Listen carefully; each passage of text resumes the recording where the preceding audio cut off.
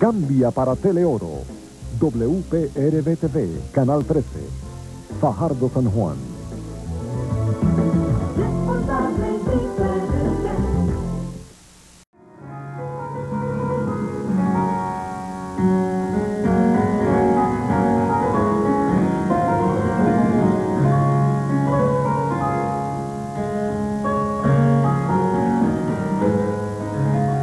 Cordial saludo de nuevo, amables televidentes. Bienvenido a nuestro programa Agape, donde estamos presentando el Padre Nuestro a base de las parábolas del Evangelio.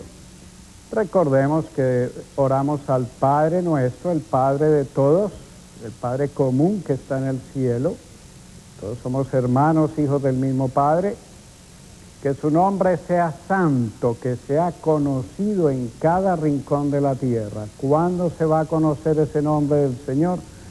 Cuando venga el reino de Dios, que fue la misión que Cristo trajo a la tierra, inaugurar la presencia de ese reino de Dios, que es la presencia del Espíritu Santo cuando nos amamos a nosotros mismos, tanto como al prójimo como a nosotros mismos.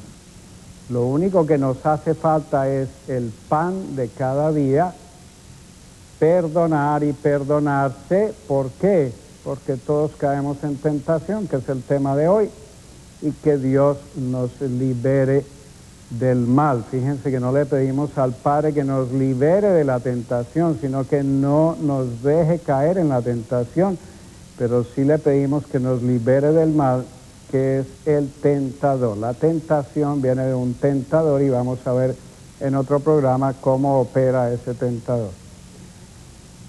Para el día de hoy hagamos un pequeño recorrido de cómo apareció la tentación en la creación. Recordemos que el séptimo día, cuando Dios creó todo, dijo, bueno, ya todo está bien, ya no hay nada más que hacer. El mal no aparecía, Adán y Eva fueron creados a esa semejanza de Dios. Recordemos de los programas anteriores brevemente la secuencia. Decíamos cómo comparábamos a Dios con un organismo y usábamos el cuerpo humano. Decíamos que la vida de este organismo no se renueva en el corazón o en el pulmón, sino en la relación de ellos, de manera que la vida se regenera a base de esa relación. Y hacíamos una analogía un parecido entre este cuerpo humano y un cuerpo que hemos llamado trinitario, donde el corazón era el Padre, el Hijo sería el pulmón sería el Hijo, y el Espíritu Santo sería la vida de ese cuerpo. Cada uno de nosotros es miembro de ese cuerpo. Pero cuando Dios creó a Adán y Eva, los hizo a su semejanza.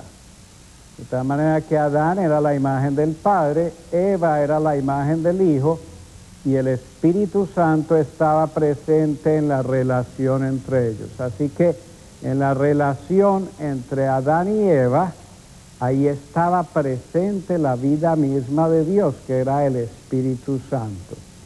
Hemos explicado cómo el pecado es el rompimiento de relación entre las personas.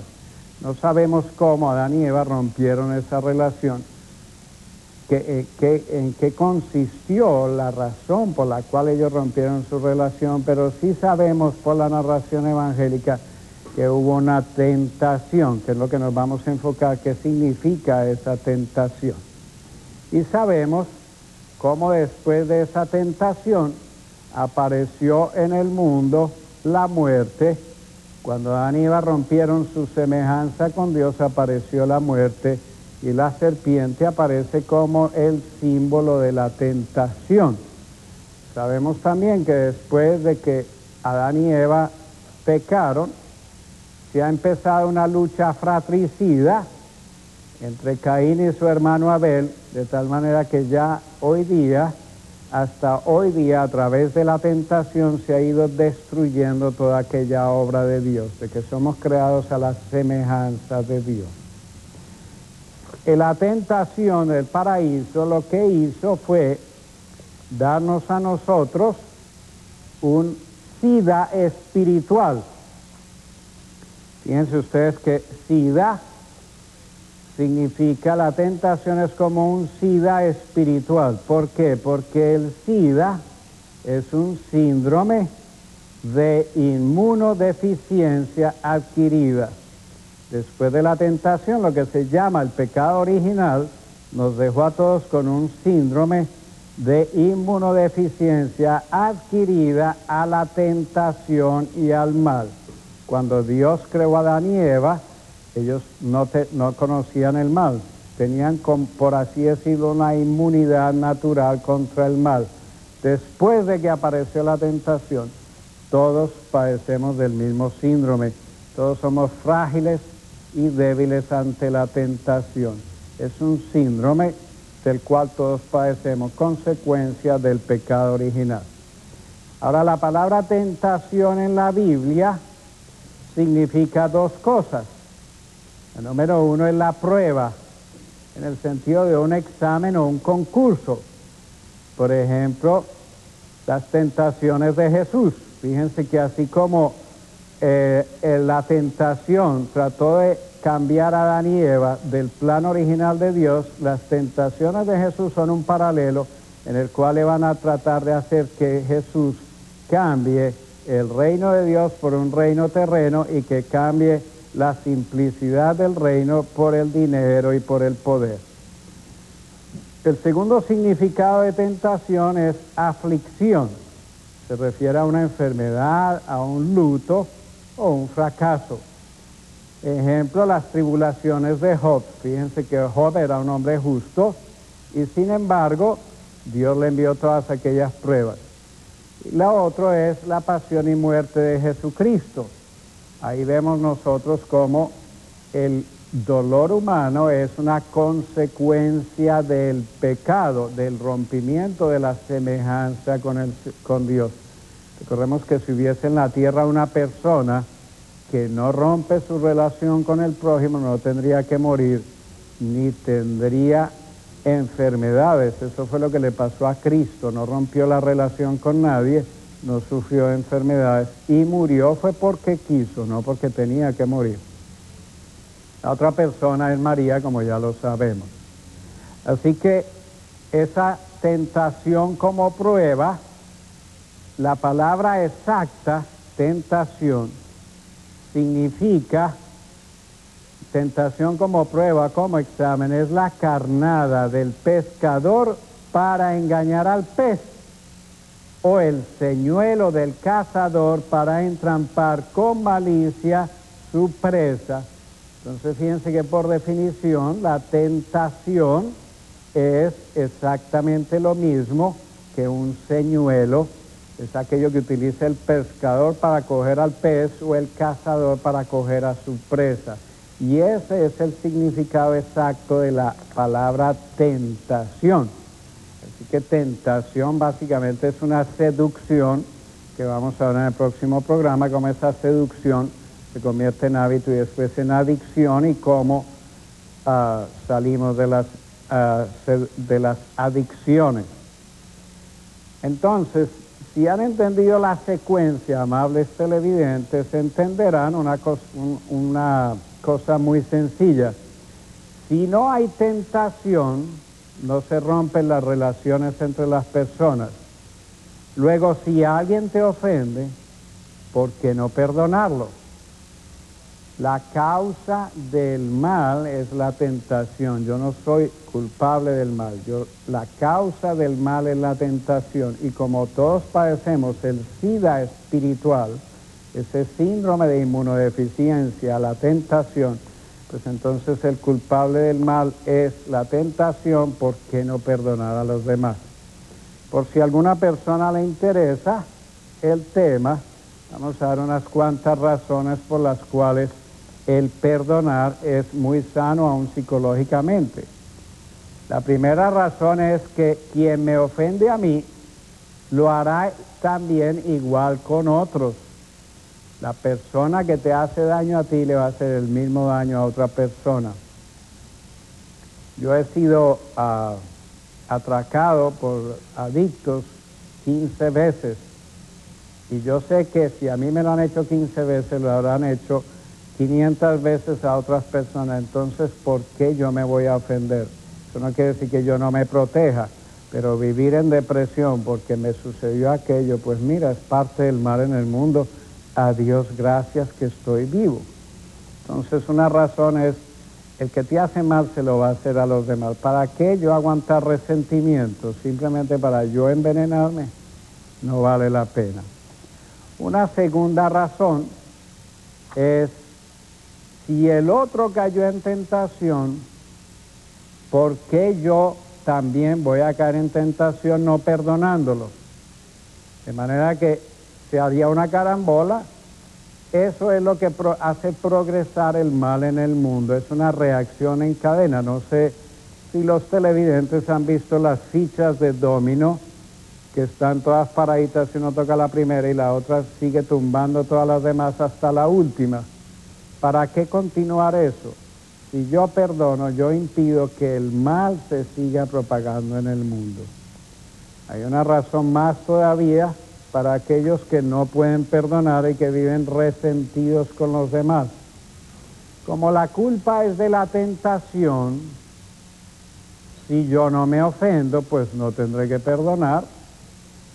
Eso es lo que nos da el secreto de por qué Cristo, estando muriendo en la cruz, en vez de estar diciendo, mire cómo me han pagado todo lo que yo hice por ustedes, miren cómo me han, jugando a víctima, Jesucristo sabe que todos padecemos de sida, que todos sus discípulos estaban en tentación. Los discípulos nunca conocieron a Jesucristo, conocieron una fantasía de Mesías que ellos tenían y se enamoraron fue de eso. Tanto no fue que los discípulos de Maús iban desilusionados. Nosotros esperábamos, pero no llegó. Y Jesucristo se les aparece, no, es que ustedes no han entendido, no conocieron a Jesús. Así que Cristo se da cuenta que su sufrimiento en la pasión es porque son marionetas de la tentación, mucho parecido a como somos nosotros, marionetas muchas veces de la tentación, y por eso dice, mira Padre, perdónalos porque no saben lo que hacen, son marionetas de la tentación, tienen unos hilos invisibles que lo hacen hacer aquello, así que no estaba ofendido, estaba sufriendo las consecuencias del pecado, pero no había pecado. Una razón más para aquellos todavía muy cabeciduros que deciden no perdonar y vivir amargados en la vida, es que no perdonar es una tentación igual a las demás. Así que si el otro cayó en tentación haciéndote mal y tú a tu vez caes en la tentación no perdonándolo, pues vas a continuar en el mismo camino, en el mismo bote. No perdonar es una tentación como las demás, como robar. Una última razón para aquellas personas que todavía no creen que perdonar vale la pena es que perdonar es un veneno que yo me tomo convencido y seguro, absolutamente cierto, de que matará a la otra persona. Esto sucede cuando uno hace psicoterapia, se da cuenta, los hijos no perdonan a sus padres. Es que mi padre me hizo y mi madre me hizo y me dijo. Chicos, ellos también tenían tentaciones como todo el mundo. Así que perdonarlos es aceptar que, pues, bienvenido a la raza humana. Todos padecemos de tentaciones, inclusive los padres y los hijos. Así que por conclusión, la culpa del mal en el mundo es la tentación. Yo soy responsable, no soy culpable de caer en la tentación. Porque si la culpa del mal es la tentación, yo soy responsable de caer en ella. Cuando un juez tiene un acusado de un crimen, por ejemplo, lo que hace el juez no es decir, tú eres un criminal, no está juzgando a la persona, está juzgando los hechos de la persona. y le va a decir, mira, según los hechos y la evidencia que se presenta aquí, y según el jurado lo ha decidido, hay una evidencia de que tú eres culpable en el sentido de responsable de haberle, por ejemplo, pegado la puñalada o disparado al otro. Te vieron, tenemos el revólver, pero nadie te puede juzgar que eres criminal. Así que si la culpa de la tentación, si la culpa del mal es la tentación, nosotros somos responsables, y porque somos responsables tenemos que dar cuenta de nuestras acciones. No es justificación ir donde el juez y decirle, mire, pues que yo lo maté porque estaba en tentación. No, no, no, no. Esa puede ser la causa, pero tú, cada uno de nosotros, es único responsable de sus actos. Y en ese sentido, la tentación siempre deja un margen de libertad para que uno diga, no, no me dejo seducir y no caigo en ella. Vamos a ver más adelante en otro programa cómo cuando se llega a las adicciones, esa tentación se automatiza, es como un elemento automático que se dispara por sí mismo. Así que una pregunta que mucha gente hace es, bueno, pero si Dios creó al hombre a su semejanza, ¿por qué la tentación? ¿Por qué aparece la tentación en el mundo? ¿Para qué la tentación que nos tiene este mundo al revés? Tan al revés que en vez de ganar el pan con el sudor de tu frente, la gente se entiende mal y dice, te ganarás el pan con el sudor del de enfrente, y todo el mundo vive robando y aprovechándose del débil. Dice la tentación, el Evangelio, cada quien lleve su cruz y siga al Señor. Y la tentación dice, no, no, no, no, yo voy a llevar la cruz del vecino y la mía se la voy a echar a otro. No, cada quien tiene que llevar su cruz. Dice el Evangelio, bienaventurados los mansos, aquellas personas que no saben perdonar y no se amargan por todo. Y la tentación dice, no, no, no, no, no. El Evangelio dice, es bienaventurados los mensos, y entonces hay gente que se deja abusar por años y años sin hacer nada para ellos, amándose a sí mismo menos que a los demás. Eso no es evangélico. Entonces la pregunta es, ¿por qué la tentación? Hay una respuesta muy sencilla, que es esta. La tentación es una prueba de la libertad de elegir entre la relación entre yo y tú para que el reino de Dios se haga presente entre nosotros y el Espíritu Santo viva entre nosotros, o las cosas. Fíjense que si nos imaginamos que yo fuera el Padre y el tú fuera el Hijo, la relación entre ellos es en completa libertad, no están coaccionados. Entonces aquí yo estoy en medio de un atractivo, se llama concupiscencia, cosas que yo quiero tener como el dinero, la fama, el poder, la ambición, el sexo, los honores o títulos, que son una competencia al Espíritu Santo, a la relación con los demás. Entonces yo vivo escogiendo entre la relación con el tú para parecerme a Dios o la seducción de las cosas. Entonces la única manera como yo puedo probarle a Dios que soy a su semejanza es teniendo la libertad de elegir, y por eso apareció la tentación. ¿Cómo apareció? Es en el siguiente programa. Entonces fíjense, una persona, cada uno de nosotros desde que nace, es un yo que está entre dos corrientes, o tener cosas y tener más. Entonces la persona se va cosificando.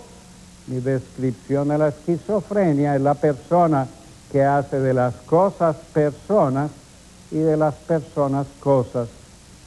O elijo mantener la relación con los demás por encima de todo como la prioridad y la única realidad. Entonces yo estoy en un proceso de personalización.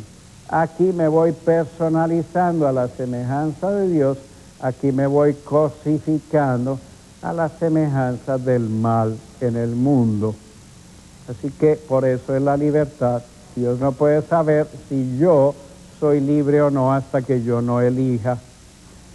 Además de eso, es muy importante entender que donde no hay relación de semejanza con Dios, no hay tentación. Aquí he diagramado un ejemplo. Si tuviéramos un teatro, podríamos hacerlo en teatro, pero contentémonos con esto. Fíjense que aquí este es un esposo y su esposa. Los dos tienen una relación. Aquí para simplificar he puesto la relación del esposo con su esposa.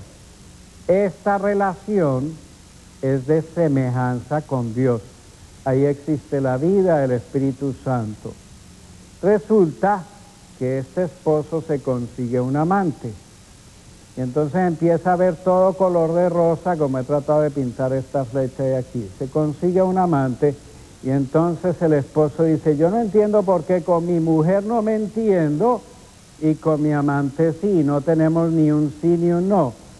Es porque esta relación automáticamente va a destruir la de semejanza con Dios, y una vez destruida la semejanza con Dios, a la tentación ya no le interesa, y entonces aquella relación va aparentemente a funcionar magníficamente bien. Porque si el objetivo de la tentación era romper la relación de semejanza con Dios entre el esposo y la esposa, cuando no hay esa relación de semejanza, entonces no hay tentación. Y no habiendo tentación, entonces las cosas, la tentación no va a destruirla. Sabemos nosotros que las tentaciones operan de 7 maneras principales. Sí. La una es el señuelo de la soberbia, de la avaricia, de la lujuria, de la ira, de la gula, de la envidia y de la pereza. Todos estos son señuelos, todos estos son las carnadas de la tentación para irle enredando a uno la vida, de manera que poco a poco vaya sustituyendo la relación con los demás por cosas que no valen la pena. ¿Qué concluimos de todo este análisis? Primero, perdonar. No vale la pena no perdonar, porque el único que va a salir perjudicado es cada uno de nosotros. Y la otra conclusión es no juzgar. ¿Por qué?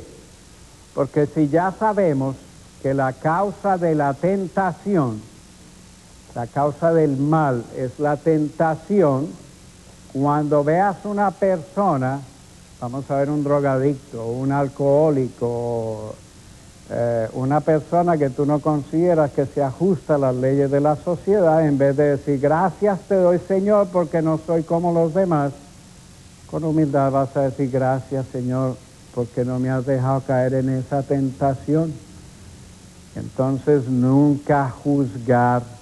Y en esa línea tiene el Evangelio pasajes muy duros. Dice, por ejemplo, en Mateo capítulo 7, dice, no juzguen a otros para que Dios Padre no los juzgue a ustedes. Pues Dios Padre los juzgará a ustedes de la misma manera que ustedes juzguen a los demás. Y con la misma medida que ustedes midan, Dios los medirá a ustedes. ¿Por qué te pones a mirar la paja que tiene tu hermano en el ojo y no te fijas en el tronco que tú tienes en el tuyo? Si tú tienes un tronco en tu propio ojo, ¿cómo puedes decirle a tu hermano, déjame, yo te saco la paja que tienes en el ojo? Hipócrita, saca primero el tronco de tu propio ojo y así podrás ver bien para sacar la pajita que tiene tu hermano en el suyo. El Evangelio es muy duro contra las personas que vienen armando chismes y bochinches y cuentos, eso no, es bien destructivo. Dice el Evangelio que de lo que abunda en el corazón, capítulo 12 de Mateo, habla la boca. El hombre bueno dice cosas buenas porque el bien está en él, y el hombre malo dice cosas malas porque el mal está en él. Les digo que el día del juicio Todos tendrán que dar cuenta de cualquier palabra inútil que hayan pronunciado, pues por sus propias palabras serás juzgado y declarado inocente o culpable. Así que con la misma regla que yo juzgo a los demás, me van a juzgar.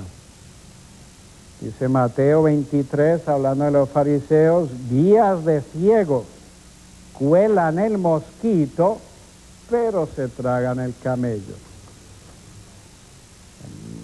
En la epístola a los Romanos dice, ¿por qué criticas a tu hermano? ¿Por qué lo desprecias? Todos tenemos que presentarnos delante de Dios para que Él nos juzgue. Así pues, cada uno de nosotros tendrá que dar cuenta de sí mismo a Dios. Por eso ya no debemos criticarnos unos a los otros. Al contrario, propónganse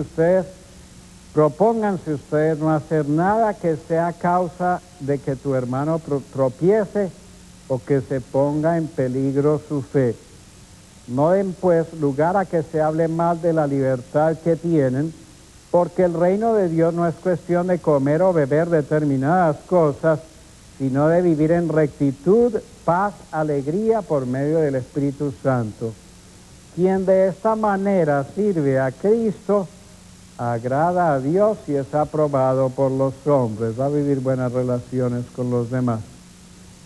Por último, Santiago, la epístola a los de Santiago, nos dice en el capítulo 4, hermanos, no hablen mal unos de otros. El que habla mal de su hermano o lo juzga, habla mal de la ley y la juzga.